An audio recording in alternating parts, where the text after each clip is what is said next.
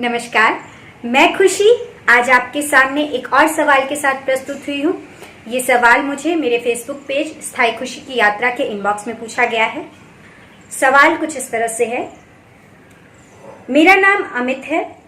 मैं बहुत ही परेशान रहता हूँ। मुझे आत्महत्या करने का मन करते रहता है क्योंकि मुझे जिंदगी में सिर्फ धोखा मिला है। मुझे बिजनेस में भी धोखा मिला है, इसलिए मेरी जीने की इच्छा नहीं है। मुझे दोस्तों ने भी धोखा दिया है और परिवार वालों ने भी, अपनों ने भी धोखा दिया है और गैरों ने भी। इसीलिए मुझे जीने का कोई मकसद समझ में नहीं आता और मैं आत्महत्या करना चाहता हूँ। क्या मुझे आत्महत्या कर लेनी चाहिए? अमित या कोई भी हो, कोई भी अगर आप किसी से ये पूछेंगे कि क्या मुझे आत्महत्या कर लेनी चाहिए, तो कोई भी आपको ये नहीं कहेगा कि जाओ आत्महत्या कर लो। अच्छा, लेकिन अब सवाल आता है कि आत्महत्या करने का जो ख्याल है, क्या ये आपके मन में आ रहा है? एक बात मैं बता दूं, ओशो ने भी ये बातें बताई हैं और ये रिसर्च में भी बातें सामने आई हैं कि दुनिया में ऐसा कोई इंसान नहीं है जिसकी जिंदगी में कम से कम 3 बार ऐसे ख्याल ना आते हों जो कि वो आत्महत्या कर ले।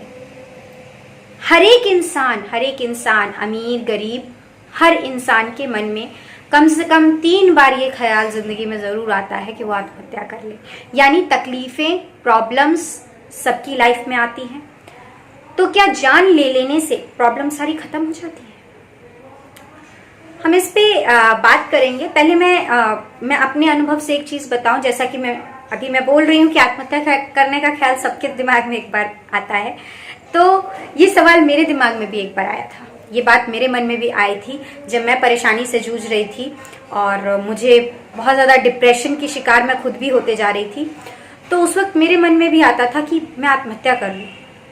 लेकिन आत्महत्या करने से पहले, जैसे आप मुझसे पूछ रहे हैं या और लोगों से भी डिस्कस कर रहे हैं, तो मेरे भी मन में बहुत सारे सवाल आए। तो मैंने खोजना शुरू किया कि आत्महत्या करने से क्या होता है। जैसे जब आदमी आत्महत्या कर लेता है तो शरीर का क्या होता है, आत्मा का क्या होता है, आखिर आगे की लाइफ। उस टाइम मेरे दिमाग में ख्याल हुआ कि मरने के बाद क्या होता होगा। तो मैंने थोड़ा सर्च किया, तो मुझे एक जगह पे ये पता चला। मैं आपको बता रही हूँ कि ये मेरा अनुभव नहीं है, मैंने एक किताब में पढ़ा। लेकिन मैंने जब ध्यान का अनुभव किया तो मुझे लगा कि ये बात सच है। मतलब मुझे ये महसूस हुआ कि ये बात सच होगी। आज मैं इस बात को, उस वक्त तो मैंने बिना किसी अनुभव के ही इस बात को मान लिया ये सच होगा, क्योंकि कहीं ना कहीं मुझे इस पे विश्वास हो रहा था। उसमें क्या लिखा हुआ था, मैंने क्या जाना कि जब आप मर जाते हो तो क्या होता है, आत्महत्या एक तो होती है नेचुरल डेथ। जब नेचुरल डेथ होती है तो आपकी जो आत्मा है वो अपनी फिर अगली यात्रा पे चली जाती है, दूसरा शरीर ग्रहण करती है। और जब आप आत्महत्या करते हो तो क्या होता है कि आपका सिर्फ ये शरीर खत्म हो जाता है और आपकी जो वो आत्मा है वो वहीं की वहीं रहती है। जिस वजह से आप आत्महत्या करते हो, जिन दुखों को लेकर आप आत्महत्या करते हो, वो दुख भी उस आत्मा के साथ चिपका रहता है। अब आप ये सोचो कि आपका शरीर खत्म हो जाए और आत्मा वहीं रह जाए, है ना। वो दुख भी उसके अंदर है, तकलीफ भी उसके अंदर है, लेकिन अब क्योंकि शरीर नहीं है, उस दुख को दूर करने का भी कोई उपाय नहीं है। कोई उपाय नहीं है। आप यहाँ तक कि आप रो के भी दुख को कम नहीं कर सकते। आपके पास शरीर होता है तो शरीर का बहुत अच्छा मैकेनिज्म है आंसू। आंसू जो है वो बहुत अच्छी चीज है।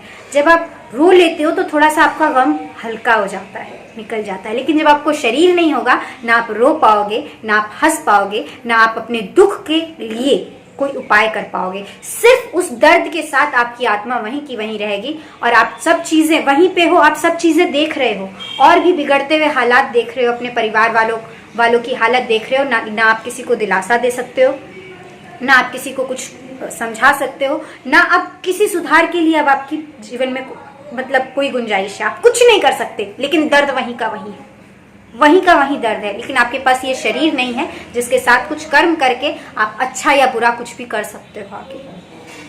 तो ये होती है आत्महत्या करने के बाद हालत, जो मैं कह तो रही हूँ कि मैंने किताबों में ये पढ़ा है, मेरा ये अपना अनुभव नहीं है, लेकिन मैं इस बात पर यकीन करती हूँ कि ऐसा ही होता होगा।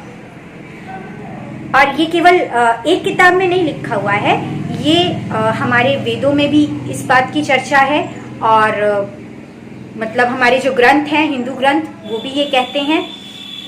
और ऐसा ओशो ने भी कहा है कि मरने के बाद शरीर, आत्मा जो है वो दूसरा शरीर मिलती है, और जिस तरह की आत्मा हो उसको उतना, जो बहुत अच्छी आत्माएं होती हैं उनको भी जल्दी से अच्छा शरीर नहीं मिलता, और जो निकृष्ट आत्माएं होती हैं उनको भी जल्दी शरीर नहीं मिलता है। और वो आत्माएं जो आत्महत्या कर लेती हैं उनको तो शरीर मिलने में, दूसरा शरीर का कुछ पता ही नहीं होता कि कब मिलेगा नहीं मिलेगा, वो उस कष्ट के साथ जीते ही चले जाते हैं। तो मरने से आपका ये कष्ट खत्म नहीं होगा। अगर आप मरना इसलिए चाहते हैं ताकि आपका कष्ट खत्म हो जाए, तो मरने से कष्ट खत्म नहीं होगा। अब बताइए कि मरे नहीं तो जिए कैसे जब इतने सारी तकलीफें हैं। तो आप ये सोचिए कि मान लीजिए कि आपके पास बैंक का लोन है, कर्ज है, बहुत सारी परेशानियां हैं, और आप जब अंतिम स्टेज के बारे में आपने सोच ही लिया कि दुख कितना बढ़ जाएगा तो क्या होगा, हम मर जाएंगे, हमारे पास बैंक का लोन है, हम वापस नहीं कर पाएंगे तो पुलिस वाले आएंगे, हमको पकड़ के ले जाएंगे, जेल में बंद कर देंगे, यही सब ना होगा। तो जब हम मौत को स्वीकार कर चुके हैं कि मर जाए तो अच्छा है, या फिर अपने आप जान लेने की जरूरत क्या है। फिर उस वर्स्ट सिचुएशन के बारे में सोचिए कि अगर कुछ होगा, ठीक है, जान चली जाएगी ज्यादा से ज्यादा, और दुख पहले से ही हम गिरे हुए हैं, अब गिरने की और संभावना नहीं है, अब सिर्फ एक चीज की संभावना है, उठने की। जब हम अंत तक सोच लेते हैं कि अंत तक हमारा क्या होने वाला है, अंत तक क्या हो जाएगा, हम ज्यादा से ज्यादा मर जाएंगे, तो मारने दो, सिचुएशन इतनी बुरी हो जाएगी कि हम मर जाएंगे, ये सिचुएशन हमको तकलीफ दे दे के मर जाएगी, तो नेचुरली मर जाओ ना। मतलब मेरे कहने का मतलब है मर जाओ नहीं, मेरे कहने का मतलब है कि जब हम अंतिम सिचुएशन सोच लेते हैं कि कोई भी तकलीफ हमको कितना ज्यादा तकलीफ देगी, मौत तक की तकलीफ देगी, और अगर हम मरने के लिए तैयार ही हैं तो ठीक है, फिर आ जाए इतनी तकलीफ कि हम मर जाए, अपने आप मर जाए। अच्छा, अब जब यहाँ तक सोच लिया तो अब आगे क्या सोचना है। सबसे जो बुरी सिचुएशन है, वह सिचुएशन तो हमने सोच ली कि हम ज्यादा ज्यादा मर जाएंगे, उससे ज्यादा क्या होगा, कुछ नहीं। अब बात आती है कि हम पहले से गिरे हुए हैं, है ना, हम दुखी हैं, सारे दुख हमारे पास है, तो अब क्या हो सकता है, अब गिरना नहीं हो सकता, अब उठना हो सकता है। तो हम अब अपने शरीर का उपयोग करके ये सोचे कि हम अपनी सिचुएशंस को बेटर कैसे बना सकते हैं, क्या क्या हम कर सकते हैं कि अपनी सिचुएशंस को बेटर बनाएं।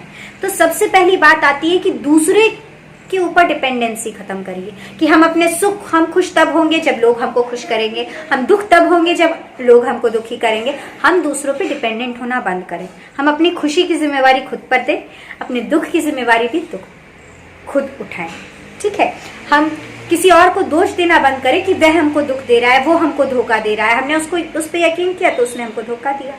मैं ये नहीं कह रही कि यकीन मत करिए, आप यकीन करिए जहां, लेकिन सावधान रहना भी जरूरी है। और उसके बाद भी अगर धोखा हो जाए तो कोई बात नहीं, होता है जिंदगी में, फिर से चलेंगे, फिर से उठेंगे, उसको एक अनुभव मानेंगे। मैंने एक वीडियो बनाया है कि धोखा नहीं तजुर्बा। जब भी हमको कहीं से धोखा मिलता है तो हम उसको धोखा नहीं कहें, जिंदगी ने हमें तजुर्बा दिया है।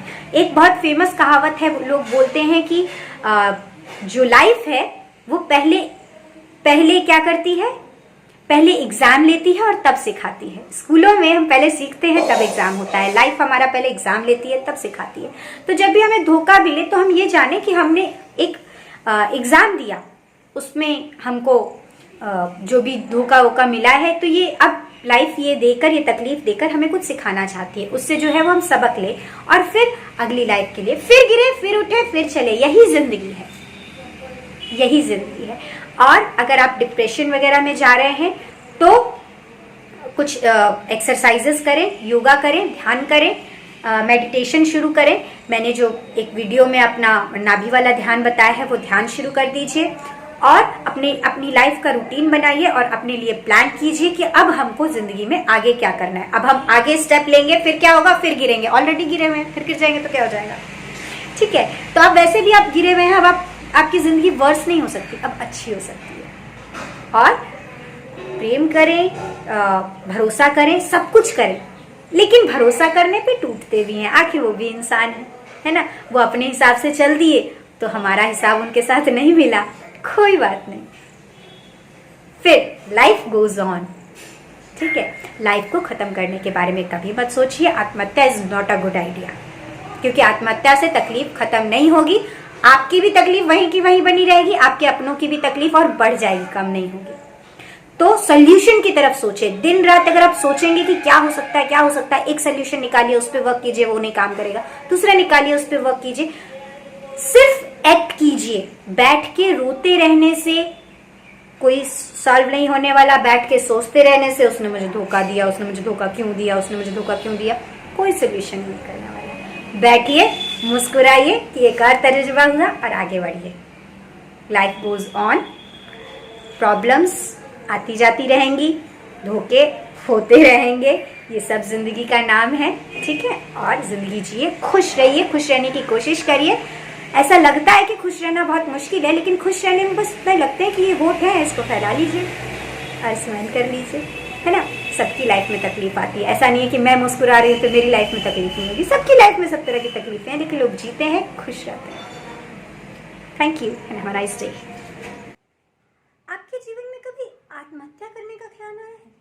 और अगर आया है तो वो कौन सी चीज़ थी जिसने आपको आत्महत्या करने से रोक लिया? जवाब जरूर दीजिएगा।